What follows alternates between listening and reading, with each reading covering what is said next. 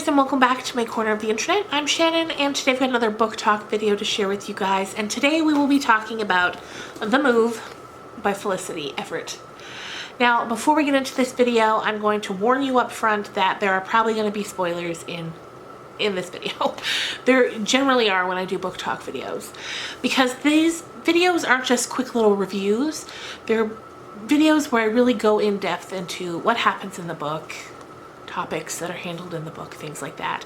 And I would never want to inadvertently ruin a book for someone. So if you're really wanting to read this and you don't want any spoilers, don't watch this video. Now, normally before I give spoilers while I'm talking about the book, I try to give you a warning, but I'm sure there are times when I don't. So I'm warning you now, proceed with caution. Okay. The Move. Now, I picked this book up originally thinking it was going to be a thriller. I just got those vibes from it. I knew there was going to be some suburban dysfunction in there, but I thought it was going to be a bit more of a thriller. And even on the front there, it says, "New house, fresh start, same husband," which kind of gave me like, ooh, what's going to happen vibes. And I'll tell you now, it's not a thriller at all, which isn't a bad thing. I just had completely different ideas going into it, and as I'm reading it, as we're getting further and further into the book, I keep waiting. I'm on the edge of my seat waiting for the big twist that's coming, but no twist came. And once I got into that frame of mind that this isn't a thriller, it's more of a portrait of a marriage, I enjoyed it for that as well. So this book is about like I said, a married couple. Their names are Karen or Kaz and Nick. They call Karen Kaz for some reason. I don't know why. So when we meet them at the beginning of the book, Nick has just bought a new house in the country. He's taking his wife out of the city because she has had some sort of breakdown. We're never quite sure the entire details of the breakdown, but we just know that he had an affair. She found out about it and snapped. Like something just went off inside of her and she snapped. So now he is moving them into the country with the hopes that after she's spent some time in a mental facility, that she'll be able to come home to this new home and enjoy the peace and serenity of the city, and they can have a fresh start, move forward.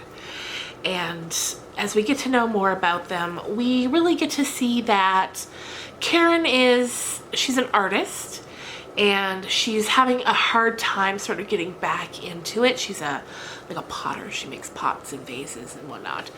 And part of this new house is he's had built a studio built onto the house, and he's just really trying to set it up to make it so that she can kind of get back to normal, get back to what she loves to do.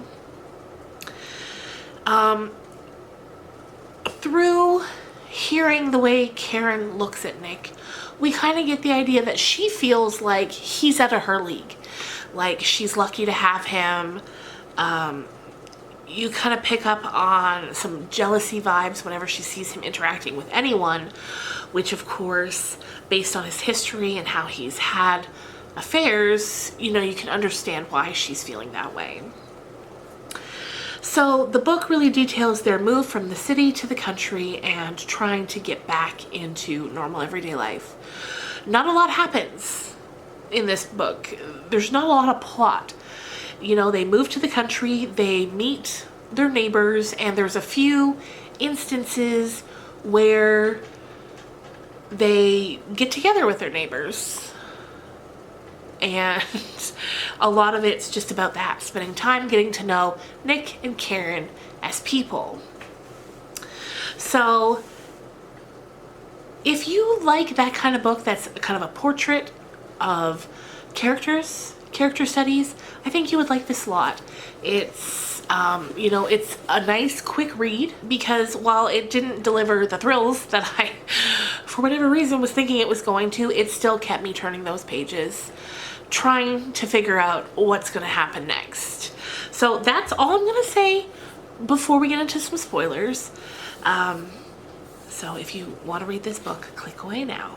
So, but to get back into it, we learn about halfway through the book that So Nick had an affair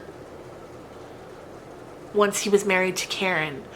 But we also learned that Karen had an affair with Nick when he was married to his first wife. So she knew what she was getting into. What's the old saying? If he'll cheat with you, he'll cheat on you. So she should have really kept that more in mind as she got into this relationship. Now, she thinks, because of what he's told her, I'm guessing, that what happened was they were having an affair and she ended up pregnant. Now, with his first wife, he already had a child, a son named Gabe.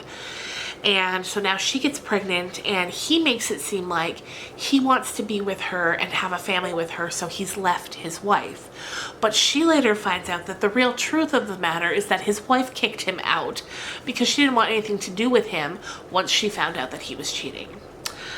So they have their own son, a son named Ethan.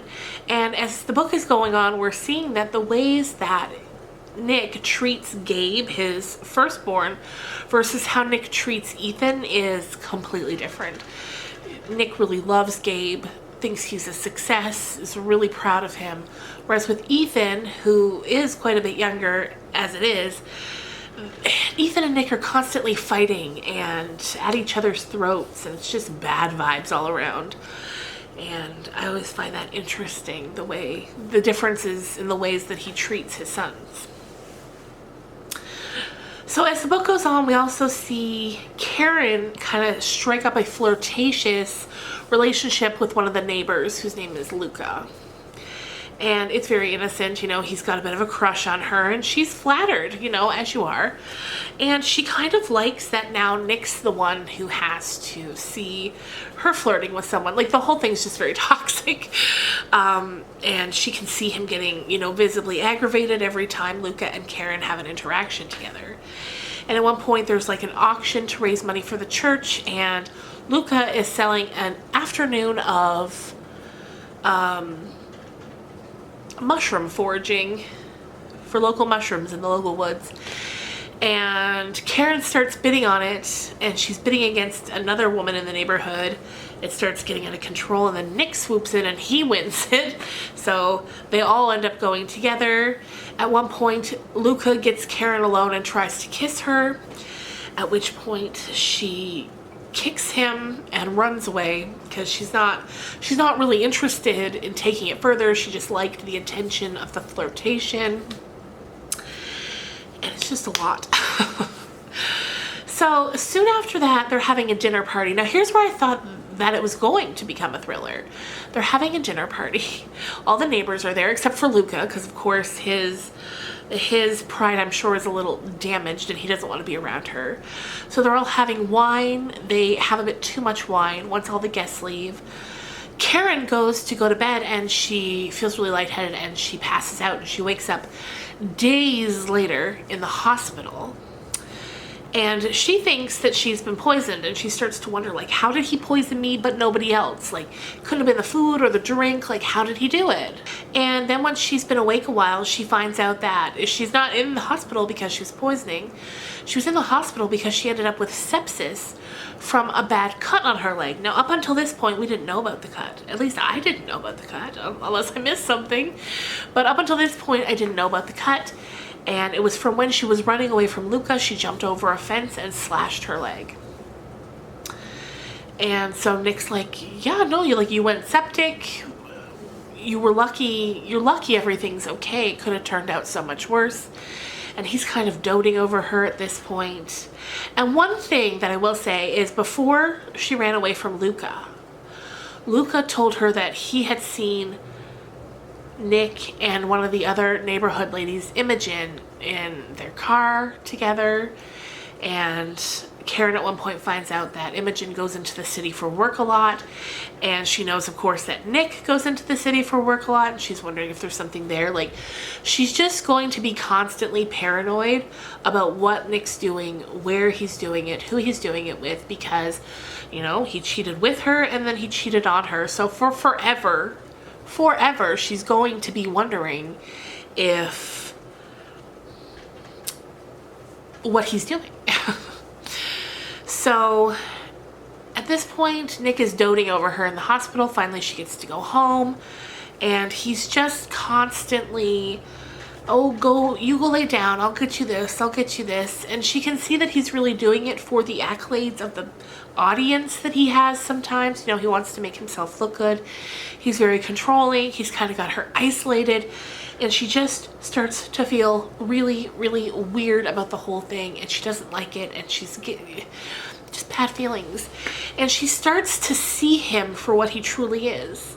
Like, as I said at the beginning, she always kind of looked at him as though he was out of her league. And she should be thankful that he's with her and giving her the time of day and things like that. But as time goes on, she starts to really see him. See that he's not that great, that he's just a guy. That in fact, if anything, maybe she's too good for him. And it comes to a head at the end of the story when they're laying in bed. And she just knows, she knows this is not the life that she wants. And so she wakes up very early the next morning when he's still sound asleep. She goes to her car and she drives away. And that's where the book ends. You just get you get the feeling that she's just set herself free. Like, it's over. She's free of him now. And she can go and start a new life. And all will be well. So that's pretty well where the book ends. Now, of course, there are more things that happen throughout here. In fact, there are a few more things that even make me feel like it's going to be a thriller. I know I said at that final dinner party, I was like, okay, here we go. But there are things throughout as well. Like at one point in her studio, she finds a dead bird.